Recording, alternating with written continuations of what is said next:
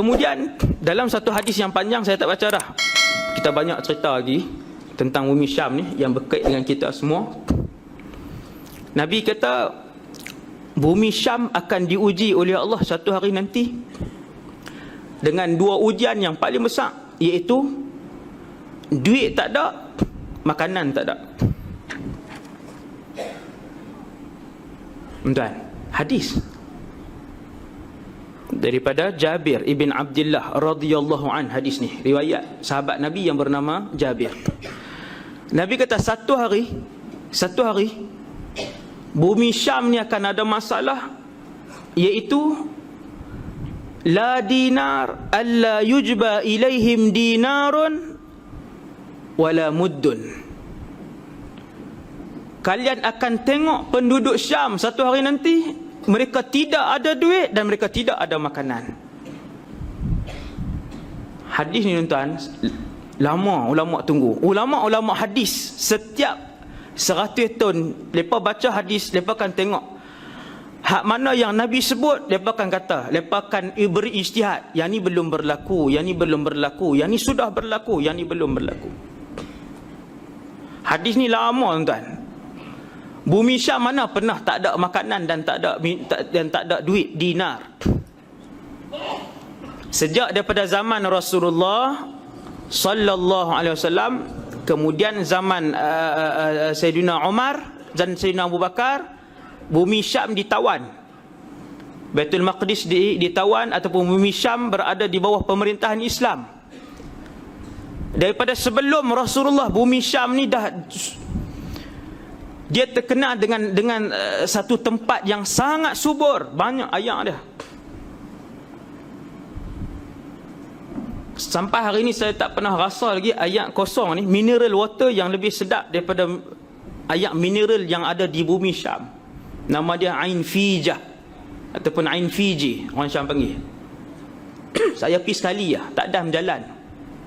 Kitab tebal-tebal. Tempat-tempat jalan ni pergi sekali ke dah cukup kan. Main salji pun sekali lah, bukan tiap-tiap tahun duk buat gila terjun kan. Sekali dah cukup. Sehari saya pergi Ain Fiji ni, saya ambil masa pergi tengok. Mata air dia macam sungai. Air putih, mata air dia macam sungai, keluar air, dan dilarang mandi, terjun mesti mati. Air dia keluar. Ain Fiji. Bumi Syam ni sebelum Rasulullah lahir, dia bumi yang subur.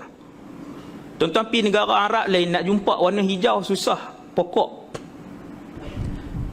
Tuan-tuan masuk Syria, macam kawasan hutan ni boleh tengok dengan mudah. Palestin paling subur lah dengan tumbuh-tumbuhan, dengan pokok Palestin. Yang paling subur antara 5 negara ni ialah negara haram Israel. Paling banyak air dan yang paling subur sekali. Kemudian cerita apa tak ni?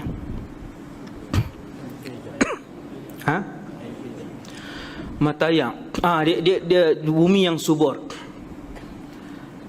Sampailah pemerintahan Abu Bakar, Sayyidina Umar, Sayyidina Ali, Sayyidina Uthman.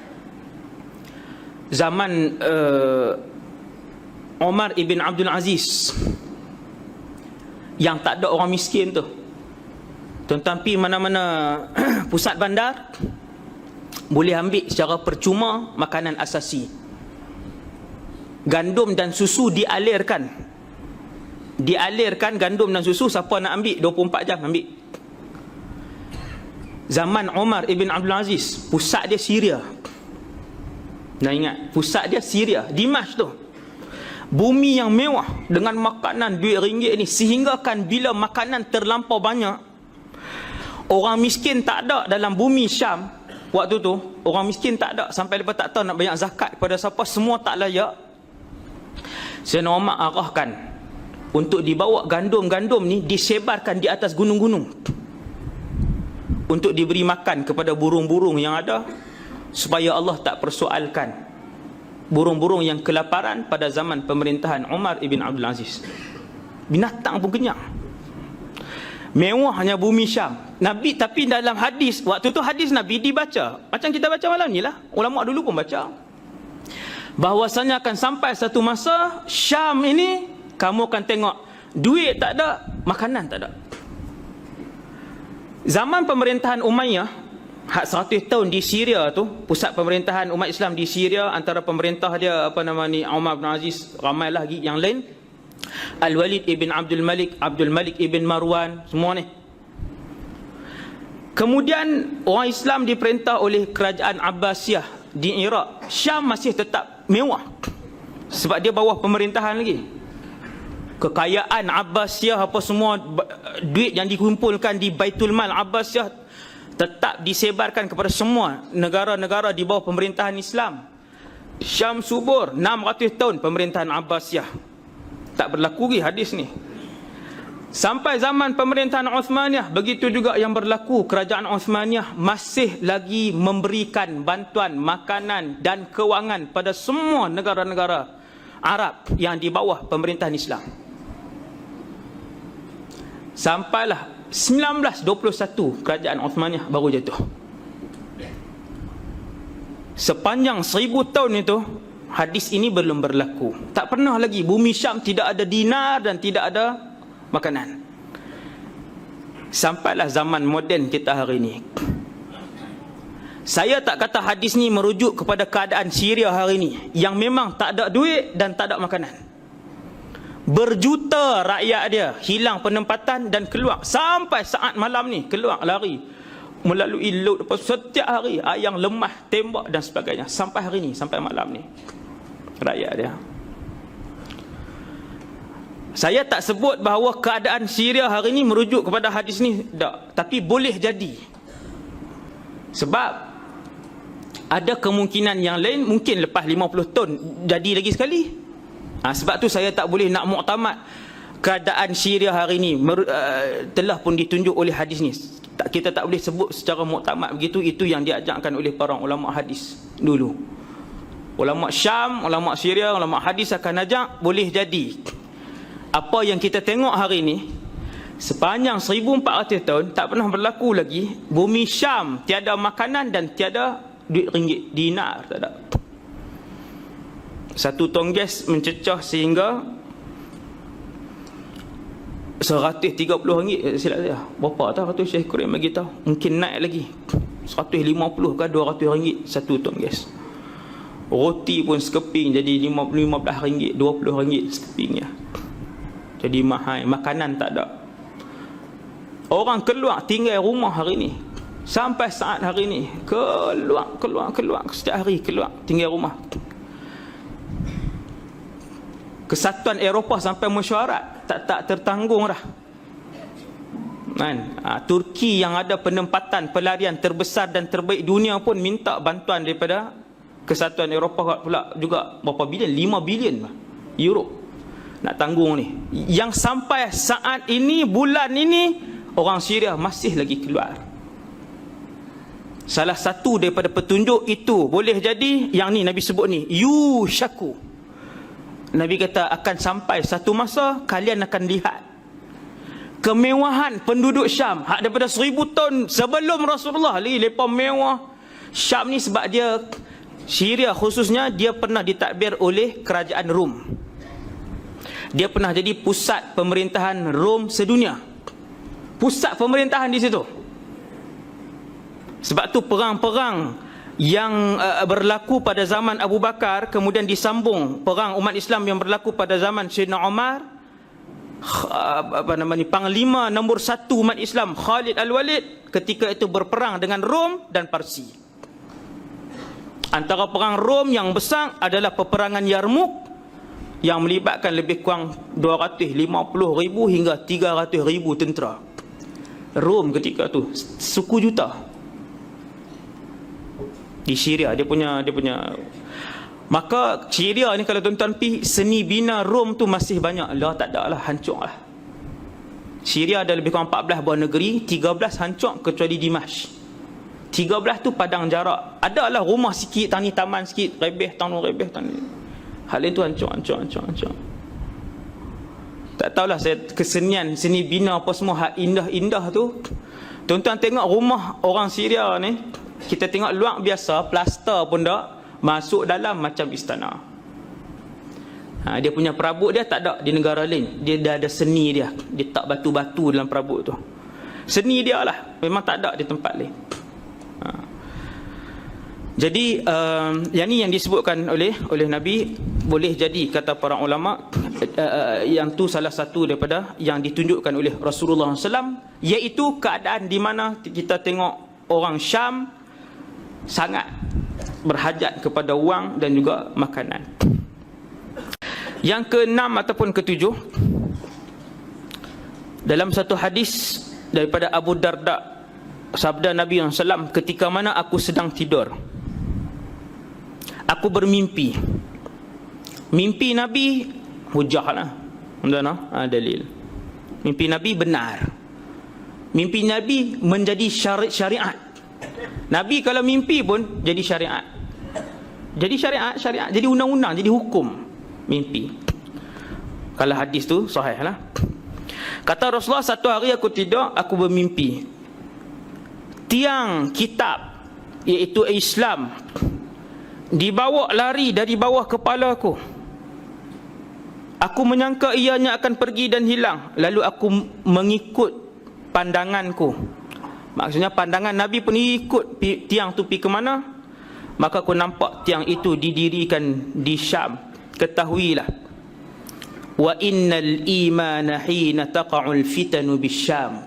Nabi kata, ketahuilah wahai umatku, sesungguhnya iman itu akan berada di Syam saat tatkala berlakunya fitnah dan konflik. Keadaan sekarang ni, hari ni kita tengok apa yang berlaku di Syam, boleh jadi merujuk kepada hadis yang Nabi sebut, yang orang Islam di Syam ni akan jadi tak ada duit, tak ada makanan sebagainya. Dia akan sampai satu masa ketika mana seluruh dunia syarat dengan fitnah dan konflik. Ketika itu tiang iman akan ada di Syam, kata Nabi sallallahu alaihi wasallam. Hadis ni lah, Kemudian seterusnya, hadis dari seorang sahabat, riwayat nama Abu Umamah Al-Bahili. Sahabat ni, Nabi kata tidak akan terjadinya kiamat sehinggalah semua orang-orang baik daripada Iraq berpindah ke Syam, dan semua orang-orang jahat daripada Syam berpindah ke Iraq. Dia tukar. Sebaik-baik manusia di Iraq semua pakat pindah mai ke Syam, Syria, dan sejahat-jahat orang yang berbaki di dalam Syam akan berpindah ke Iraq. Maka Nabi pun sebut dalam hadis tu yang terakhir, alaikum bisyam. Nabi kata hendaklah kalian berada di Syam, hendaklah kalian memilih Syam. Kemudian masuk kepada keadaan yang ada sangat kena mengena lah dengan kita semua, iaitu yang disebutkan oleh Rasulullah SAW dalam satu hadis yang panjang dalam Sahih Muslim, riwayat Abdullah ibn Mas'ud. Satu hari seorang sahabat nama Abdullah bin Mas'ud, dia duduk di Iraq. Abdullah bin Mas'ud berada di Kufah. Kemudian bumi Kufah dilanda dengan habuk merah ni, membuatkan bandar Kufah tu jadi merah. Ada naik dalam video di YouTube sekali. Siang kemudian dia mai habuk tu jadi gelap. Jadi tak nampak lah, bukan gelap macam malam gelap gelita tu, jadi tak nampak. Habuk pasiak tu, ribut pasiak dia boleh ubah daripada suasana pukul 12 tu yang terang tu, dia jadi macam pukul 7. Satu hari seorang sahabat ni nama Abdullah bin Mas'ud, dia duduk di Kufah. Dia dihantar oleh khalifah untuk pergi ke Kufah, jadi gubernur di Kufah. Kemudian ribut mai jadi merah kota Kufah. Ada satu orang mai berlari dan menjerit ke arah Abdullah bin Mas'ud dan sebut, kita nak kiamat dah, kita nak kiamat dah. Orang ni menjerit. Kemudian bila orang ni menjerit kata nak kiamat dah, Abdullah bin Mas'ud dia daripada tak sat, dia duduk mengiring, dia pun bangkit dan duduk bersila. Dia kata tidak lah, orang alim no, entah no, dia tak kalut. Orang alim ni dia tak kalut nak pi, dia pun nak jadi huru-hara juga dah. Bila laki-laki ni main sebut, wahai Ibn Mas'ud, kita ni nak kiamat dah, menjerit. Ibnu Mas'ud yang alim ini, yang dia menghafal ribuan hadis Nabi, termasuklah tanda-tanda kiamat yang kecil dan besar, dia duduk-duduk, dia kata tak. Dia sebut satu hadis je, dia tak ambil semua dalil-dalil. Dia kata ni Dajjal tak main lagi, dia kata Imam Mahdi tak keluar, dia tak sebut. Dia sebut satu hadis je. Dia kata tidak. Bila dia duduk tu dia kata tak, sesungguhnya kiamat takkan berlaku sehinggalah jadi peperangan besar, sehinggalah jadi perang besar. Dalam perang tu, setelah umat Islam menang, mereka tak ambil harta rampasan perang, dan juga harta pusaka tidak dibahagikan. Akan main satu perang besar. Perang tu perang yang paling besar dalam sejarah manusia. Ketika umat Islam menang, harta rampasan yang begitu banyak tadi tidak diambil, kata Abdullah bin Mas'ud. Kemudian Ibn Mas'ud pun tunjuk dengan tangan dia, dia duduk di Iraq, dia tunjuk tangan dia menghala ke Syria, belah tu.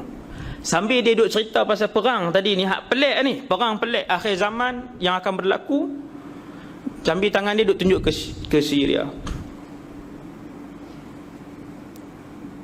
Dia kata musuh ketika itu akan menghimpunkan sebanyak yang mungkin untuk berlawan dengan orang Islam.